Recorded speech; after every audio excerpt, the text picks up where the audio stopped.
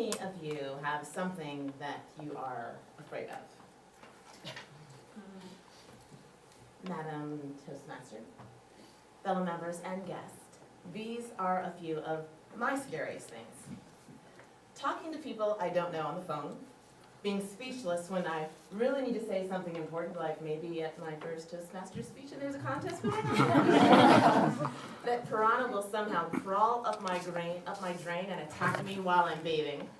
Seriously. And I'm also afraid that when people really get to know me that they won't like me. But I'll die alone, surrounded by small dogs.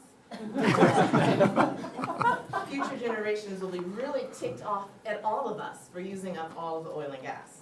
But I digress. As a Nichiren Buddhist, my mantra is that I am a fearless and courageous, karma-slicing alpha female, and I deal with fear head on. I'm gonna beat it down. In actuality, what I found is that fear has become one of my closest friends.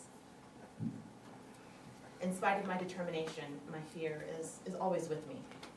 I grew up in a very small town where Ronnie Porter kissed me at the water fountain in 2nd grade, and I never outgrew it. Longing to be anonymous in a crowd, I moved to Washington, D.C. to pursue a degree in foreign service. I wanted to save the world, but D.C. was a much bigger pond than what I was accustomed to, and I wasn't very good at getting to know people or building rapport. I was nearly crippled with fear most of the time. And so, although I had this really strong desire to share my ideals, I didn't necessarily have the skills to manifest them. I had a fear of not being good enough, a fear of failure. Someone once said, that which you fear is the source of your joy. Well, as a broadcasting technician at the Naval Broadcasting Station in Naples, Italy, I was really up for a huge challenge. I can't think of people who communicate more passionately than the Italians. It's literally communicate or die there. And the objective isn't just a factual communication, it's really to build a rapport and establish a relationship. I had to establish those relationships with locals or I would never have gotten my work done. Every time I went to my friend Shiro's office, he would say to me, "Dai, Feli, dimmi tutto." And he would make some coffee.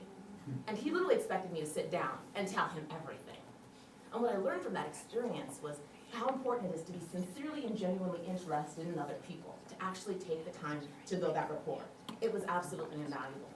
I went on to live another 11 years in Italy. I spent 7 of them teaching Italian teaching English to Italians. And it was one of the most, it was the best thing I've ever done. I learned so much from that. Best job ever. Ironically, in the capital of Catholicism, as I worked indirectly for the Vatican in Rome, I learned about Buddhism. The concept of arriving at the fullest expression of myself in this lifetime through a process of human revolution based on my own determination literally set my world on fire. I returned to the United States about 6 years ago to assist my aunt with the care of my mother and grandmother. And I loved being self-employed while I was in Italy, so real estate seemed like a very natural transition for me. And I excelled in real estate school, scored super high on the exams, and I got a position with one of the best teams in town. And it was all like a dream, until I realized I had to call people on the phone. I remember staring at that phone for hours. No, I'll be honest with you, for weeks, trying to muster the courage to call my family and friends and say, hey, I've just started this new career in real estate. I had this very irrational fear of what was going to happen when they answered the phone. You know, would they be angry? Would they reject me? Well, most of our fears will disappear the moment we make up our mind to walk right through them. So the moment I made up my mind to dial for dollars, my fear went away. Of course, it came back the next day. And I still have to beat that fear down every day. But skillfully, purposefully, learning how to communicate for precise outcomes was one of the most important things that I learned there. I enjoyed this work immensely, but it didn't really satisfy my desire to make a real difference in the lives of people. So currently, I work for the Pikes Peak Workforce Center as a business specialist. I give factual presentations about green jobs and different programs that we have that would help people to get back to work. I'm also a Sunday school teacher for Buddhist children. And you know, really in my life, I've got so many opportunities to help people really understand how special and capable they are. But I don't really feel that I do that as effectively as I could.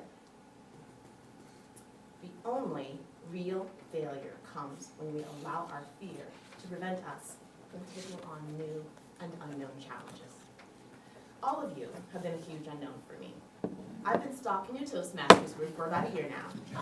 I'm petrified of coming here, precisely because of your expertise. My initial visits indicated that my fears were well-grounded. You're all extremely, extremely professional and committed to excellence. I've aspired for quite some time to run in a group as fabulous and professional as yours.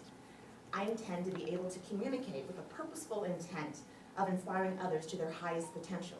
And I really feel that I can learn that here. So a few weeks ago, I was running down the incline feeling like a rock star when I chipped a bone in my ankle. For a moment, I wondered if I'd gone too far. And then I thought, I don't think so. What scares me most is being crippled by my fears. So I'd like to close today with a quote from Jackson Kiddard. Kiddard says, "Go to your fears, sit with them, stare at them. Your fears are your friend. Their only job is to show you undeveloped parts of yourself that you need to cultivate to live a happy life."